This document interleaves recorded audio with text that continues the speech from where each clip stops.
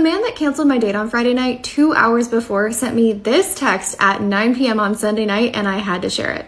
Before I talk about this, I want to let y'all know that I'm about to go get changed for a date, and I think y'all should guess who in the comments. Okay, as a reminder, this man on Sunday canceled a date 2 hours before. He said that he had an early flight on Saturday morning, and so he wanted to hit the gym on Friday night instead, and he would try to see me on Sunday. He asked if I had plans on Sunday, and I said, actually, I have yoga and plans with the girls. I said, what is your confidence level in that plan? And I didn't even tell y'all this, that man actually didn't even respond to my question about what is your confidence level. So I just went ahead and dropped it. And then he started watching and liking all of my stories on Instagram all weekend. So while I was expecting him to pop back in on Sunday, I had no intention of ever seeing this man again after the cancel. And honestly, I did not know that he would have this level of audacity. But here's the thing, and I've said this on this app before. It is on us to communicate and let somebody take accountability for when they have mistreated you or let you down, etc. Like, sometimes people genuinely have never been told that their behavior is like completely unwarranted or just not respectful, and truly, like, they need to flat out be told how to treat us sometimes.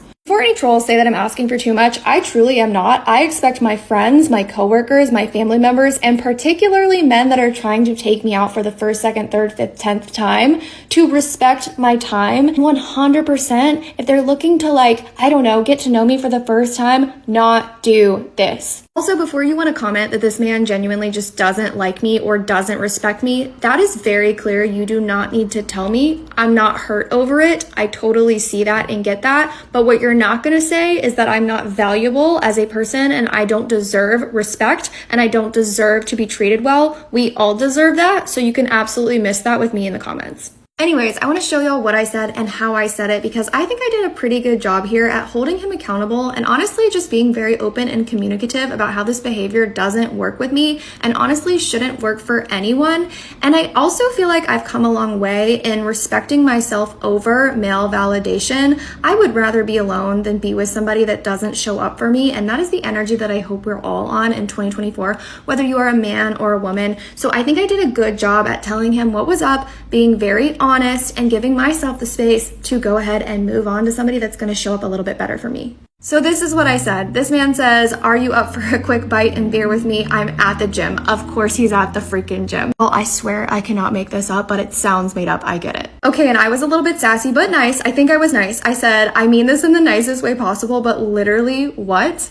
Because keep in mind, the text right before this was me saying, what is your confidence level in that plan? And he did not respond. So this is the first thing that I get at 9 p.m. on a Sunday night, as if my schedule is just totally clear and I'm gonna like jump out of bed and put myself together to go meet him after the gym. Ugh.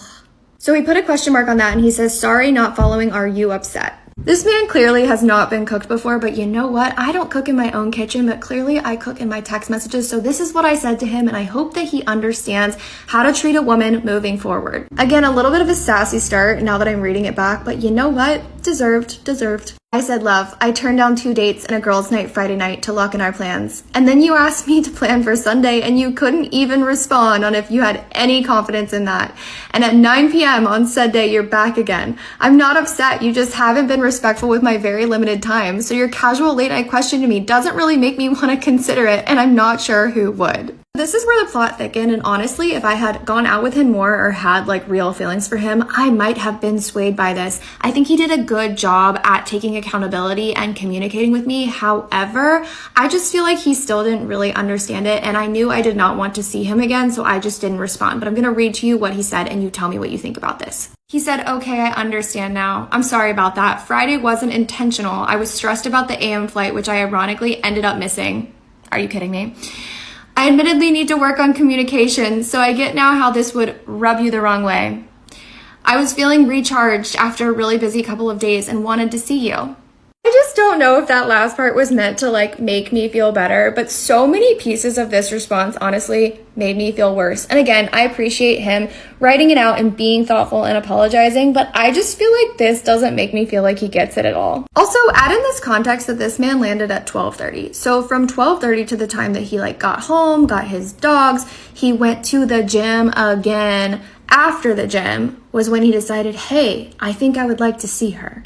We're going to go back to that point about him not liking me because I do believe that when a man is head over heels for a woman, he will move any mountain, he will lasso the moon. Like, this is not the behavior from a man that likes a woman, and honestly, I'm not going to spend time with a man that doesn't like me. And again, before you say anything about how, Nicole, you're not looking for anything serious, so maybe you're turning men off, you're just going to have to stop right there. As a reminder, I do not have a gap in my life. I feel very whole. Now, if I were to meet the right person and fall for somebody that is showing up for me in the right way, that would probably change my thought process on having something serious. I am not seeking with my binoculars something very serious because I just don't have that hole in my life. I feel very fulfilled. And so I'm not like out here saying, hi, serious relationship, please, for the love of all things holy, come find me. And for all of us that have been in love before and honestly found really great people, half the time it happens when you're not expecting and you're not looking for it. So I'm just over here living my best life. I'm building some really